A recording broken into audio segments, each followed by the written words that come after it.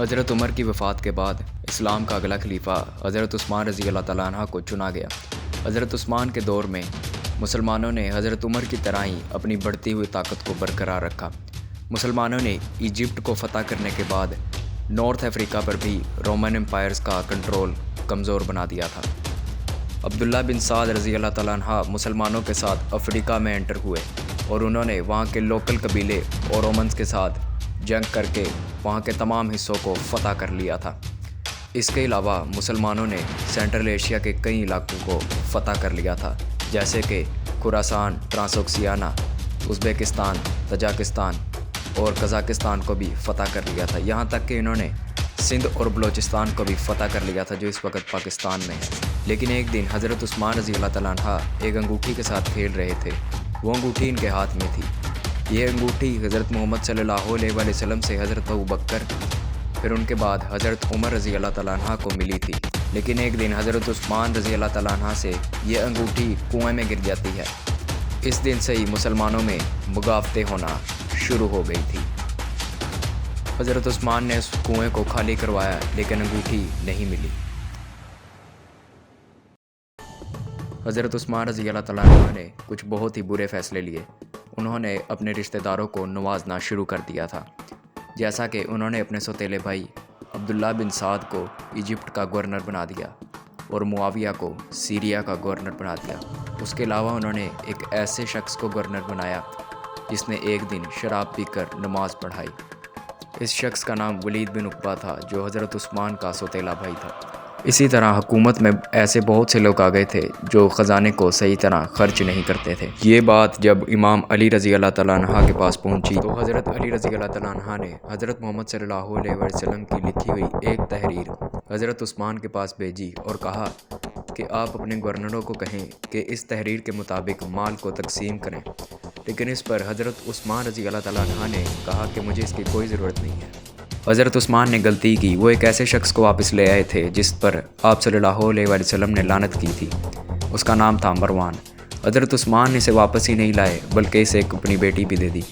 اب مسلمان حضرت عثمان کے خلاف کھڑے ہو چکے تھے اور ان کے فیصلوں سے بہت غصہ تھے۔ حضرت ابوبکر اور حضرت عائشہ جیسے بڑے اصحاب حضرت عثمان کے خلاف ہو گئے تھے۔ حضرت عثمان نے اپنے بھائی عبداللہ بن سعد کو ایجپٹ کا گورنر لگایا ہوا تھا، لیکن لوگ اس سے خوش نہیں تھے۔ تو حضرت ابوبکر رضی اللہ تعالیٰ عنہ ایجپٹ کے کچھ لوگوں کے ساتھ حضرت عثمان کے پاس آئے اور انہوں نے اس کی شکایت کی۔ تو حضرت عثمان نے کہا کہ وہ اپنے بھائی کو گورنر ہٹا کر نیا گورنر لگائیں گے۔ تو حضرت عثمان نے ان کو سمجھا کر واپس بھیج دیا۔ جب حضرت ابوبکر رضی اللہ تعالیٰ عنہ واپس آ رہے تھے تو انہوں نے رات کو گھوڑے کو دور سے دوڑتے ہوئے سنا۔ حضرت ابوبکر رضی اللہ تعالیٰ عنہ کافی ہوشیار تھے، تو حضرت ابوبکر رضی اللہ تعالیٰ عنہ نے اپنے ساتھیوں کے ساتھ بڑی ہوشیاری سے اس کا پیچھا کیا اور اسے پکڑ لیا۔ جب اس کی تلاشی لی گئی، اس سے ایک خط وصول ہوا جس میں لکھا تھا، جیسے ہی حضرت ابوبکر رضی اللہ تعالیٰ عنہ ایجپٹ پہنچے تو اس کا قتل کر دو۔ لیکن یہاں پر بہت بڑا ٹوسٹ ہے۔ وہ خط حضرت عثمان نے نہیں بلکہ مروان نے لکھا تھا۔ حضرت عثمان نے تو اپنے خط میں لکھا تھا کہ ان کے بھائی کو گورنر ہٹا کر کوئی نیا گورنر لگایا جائے، لیکن مروان نے خط کو بدل دیا۔ کیونکہ مروان ان کا وزیر تھا، اس لیے اس نے خط کو بدل کر اس میں یہ لکھا کہ جیسے ہی حضرت ابوبکر رضی اللہ تعالیٰ عنہ ایجپٹ پہنچے تو اسے قتل کر دیا جائے۔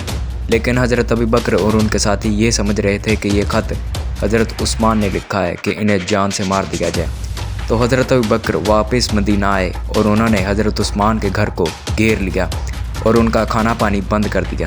لیکن حضرت عثمان رضی اللہ تعالیٰ عنہ لوگوں کو بتا رہے تھے کہ یہ خط میں نے نہیں لکھا، لیکن کوئی بھی ان کی بات پر یقین نہیں کر رہا تھا۔ ہزاروں لوگ حضرت عثمان کے خلاف کھڑے ہو گئے تھے کیونکہ وہ ان کے فیصلوں سے غصہ تھے۔ امام علی رضی اللہ تعالیٰ عنہ اس معاملے کو پیسفلی حل کرنے کی کوشش کر رہے تھے، لیکن مسلمان ان کی بات نہیں مان رہے تھے۔ وہ چاہتے تھے حضرت عثمان خلافت چھوڑ دیں۔ تو امام علی نے اپنے دونوں بیٹے حضرت حسن اور حسین کو حضرت عثمان رضی اللہ تعالیٰ عنہ کی حفاظت کے لیے لگایا۔ لیکن ایک دن حضرت عثمان رضی اللہ تعالیٰ عنہ کے گھر کچھ لوگ داخل ہو گئے اور انہوں نے حضرت عثمان رضی اللہ تعالیٰ عنہ کو شہید کر دیا۔ آج تک نہیں پتہ چل پایا کہ حضرت عثمان رضی اللہ تعالیٰ عنہ کو کس نے شہید کیا۔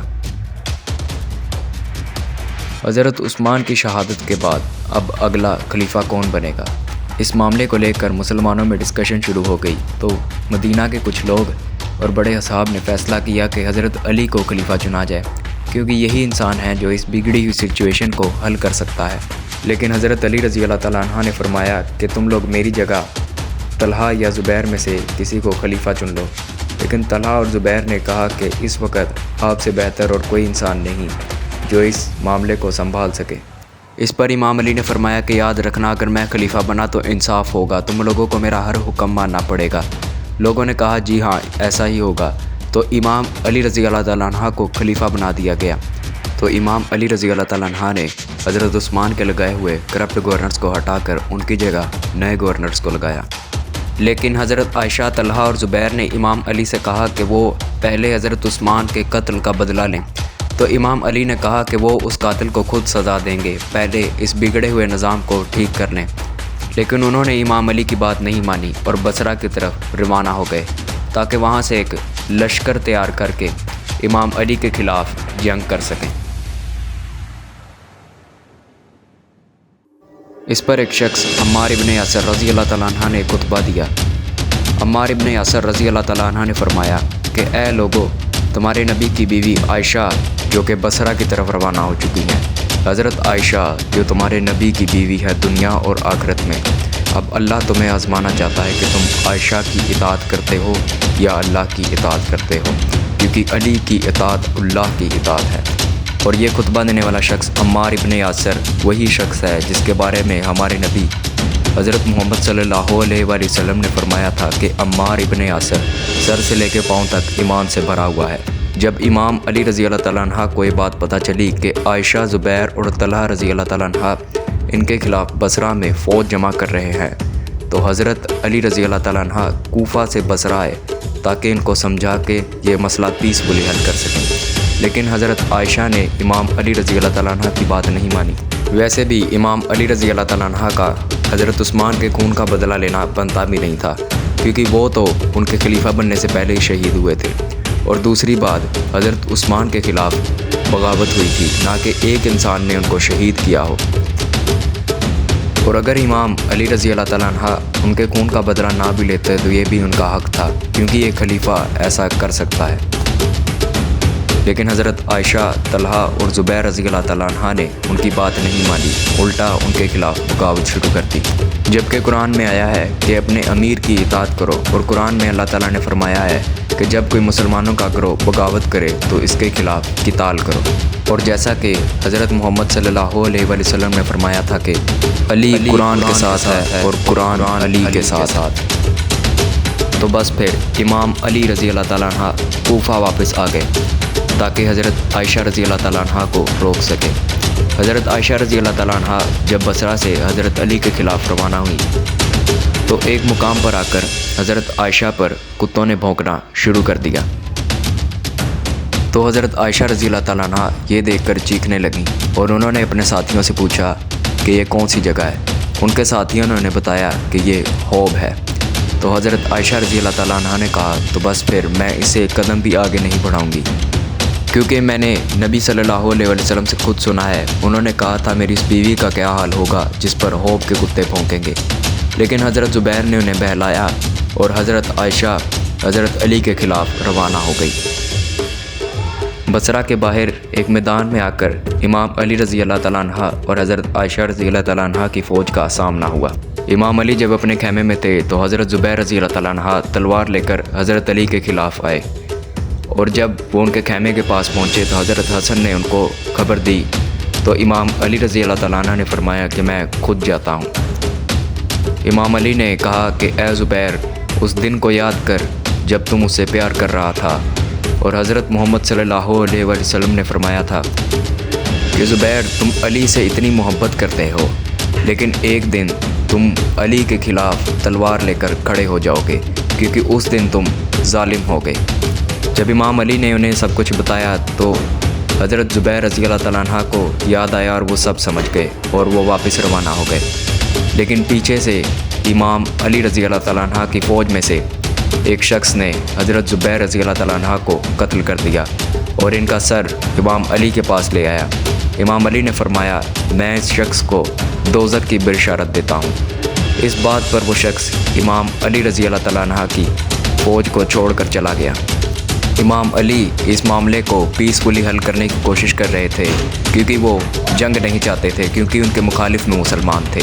वो चाहते थे बिना खून खराबे के मामला हल हो जाए। तो इमाम अली ने हज़रत अबू बकर को हज़रत आयशा के पास भेजा, जो कि हज़रत आयशा के भाई थे। उन्होंने उनको समझाया, लेकिन हज़रत आयशा नहीं मानी और उन्होंने हज़रत अली के ख़िलाफ़ जंग करने का ही फ़ैसला किया और हज़रत अबू बकर को वापस भेज दिया। इस जंग में हज़रत आयशा रज़ी अल्लाह तआला अन्हा एक ऊँट पर सवार थी, जो काफ़ी बड़ा था और बहुत ताकतवर था। इस ऊँट के इर्द गिर्द एक लश्कर था, जो इस ऊँट को प्रोटेक्ट करता था। जंग में एक जगह हज़रत आयशा और एक जगह। इस मंज़र को देखकर बहुत से सहाबा के दिलों में शक पैदा हुआ। एक सहाबी थे, जब उन्होंने हज़रत आयशा को देखा तो उनके दिमाग में ख़्याल आया, मुझे हज़रत मोहम्मद सल्लल्लाहु अलैहि वसल्लम की बीवी का साथ देना चाहिए। लेकिन बाद में उन्हें हज़रत मोहम्मद सल्लल्लाहु अलैहि वसल्लम की एक बात याद आ गई कि हज़रत मोहम्मद सल्लल्लाहु अलैहि वसल्लम ने कहा था कि वो कौम कभी तरक्की नहीं कर सकती जिसकी लीडर एक औरत हो। उन्होंने इमाम अली का साथ दिया। फिर जंग शुरू हुई। तीर अंदाज़ों ने तीर चलाए। आहिस्ता आहिस्ता करके लोग शहीद होना शुरू हो गए थे। फिर इमाम अली रज़ी अल्लाह तआला अन्हा ने हज़रत आयशा रज़ी अल्लाह तआला अन्हा के ऊँट को निशाना बनाया, क्योंकि ये जंग का सेंटर था। तो इमाम अली ने अपने बहादुर बेटे हज़रत हसन रज़ी अल्लाह तआला अन्हा को भेजा। हज़रत हसन रज़ी अल्लाह तआला अन्हा घोड़े पर सवार होकर लश्कर को चीरते हुए गए और जाकर हज़रत आयशा रज़ी अल्लाह तआला अन्हा के ऊँट की टांगें काट दी, जिसकी वजह से हज़रत आयशा नीचे गिरने लगी। फिर एक इंसान घोड़े पर दौड़ता हुआ आया और उसने हज़रत आयशा को साथ बिठा लिया। इस मंज़र को देखकर लोगों ने कहा कि अली ने नबी की बीवी की गुरमत मामाल कर दी। फिर जब लोगों ने उस शख्स को देखा, वो शख्स हज़रत आयशा रज़ी अल्लाह तआला अन्हा के भाई हज़रत अबू बकर रज़ी अल्लाह तआला अन्हा थे। तो हज़रत आयशा रज़ी अल्लाह तआला अन्हा का ऊँट गिरने से उनकी फ़ौज पीछे हटने लगी और हज़रत इमाम अली रज़ी अल्लाह तआला अन्हा ने अपनी फ़ौज को मज़ीद खून बहाने से मना कर दिया और फिर हज़रत आयशा रज़ी अल्लाह तआला अन्हा को इज़्ज़त के साथ मदीना भेज दिया, क्योंकि एक दिन हज़रत मोहम्मद सल्लल्लाहु अलैहि वसल्लम ने इमाम अली रज़ी अल्लाह तआला अन्हा से कहा था कि तुम्हारा एक दिन आयशा के साथ झगड़ा होगा, तो बस तुम उसे वापस भेज देना। तो इमाम अली रज़ी अल्लाह तआला अन्हा ने ऐसा ही किया। जब इमाम अली रज़ी अल्लाह तआला अन्हा ने अपने मुखालिफिन की लाशें देखी तो वो रोने लगे और उनकी लाशों को साफ़ करने लगे, क्योंकि वो लोग भी मुसलमान थे। इमाम अली रज़ी अल्लाह तआला अन्हा ने फरमाया था, काश मैं इस जंग से पहले ही मर जाता तो मुझे ये मंज़र ना देखना पड़ता। हज़रत मोहम्मद सल्लल्लाहु अलैहि वसल्लम ने यह सब कुछ पहले ही बता दिया था। हज़रत मोहम्मद सल्लल्लाहु अलैहि वसल्लम ने फरमाया था कि मेरी एक बीवी ऊँट पर सवार होगी, जिसके मुंह पर बहुत बाल होंगे और इसके आसपास लोग शहीद होंगे, और ऐसा ही हुआ। इमाम अली रज़ी अल्लाह तआला अन्हा ने अपने मुखालिफिन की लाशों को इज़्ज़त के साथ दफन किया और बसरा को दोबारा से अपने कंट्रोल में ले लिया और फिर वहाँ पर एक नया गवर्नर लगा दिया। हज़रत आयशा रज़ी अल्लाह तआला अन्हा जब जंग से वापस आईं तो उन्होंने अपने साथी अब्दुल्ला बिन उमर से कहा कि तुमने मुझे उस वक्त क्यों नहीं रोका कि जब मैं अली के ख़िलाफ़ जा रही थी। हज़रत आयशा रज़ी अल्लाह तआला अन्हा इस बात पर पूरी ज़िंदगी रोती रही और वो कहती थी कि मुझे हज़रत मोहम्मद सल्लल्लाहु अलैहि वसल्लम के साथ दफन ना करना, क्योंकि मैंने हज़रत मोहम्मद सल्लल्लाहु अलैहि वसल्लम की वफ़ात के बाद बहुत बड़ी गलती की है, क्योंकि कुरान में आया है कि नबी की बीवियों अपने घरों में ही ठहरी रहो। लेकिन हज़रत आयशा ने हज़रत अली रज़ी अल्लाह तआला अन्हा के ख़िलाफ़ जाकर ये गलती की थी, लेकिन फिर भी इमाम अली रज़ी अल्लाह तआला अन्हा ने इन्हें माफ़ कर दिया था। लेकिन ख़तरा भी टला नहीं। इसके बाद एक और जालिम खड़ा हुआ जिसका नाम था मुआविया।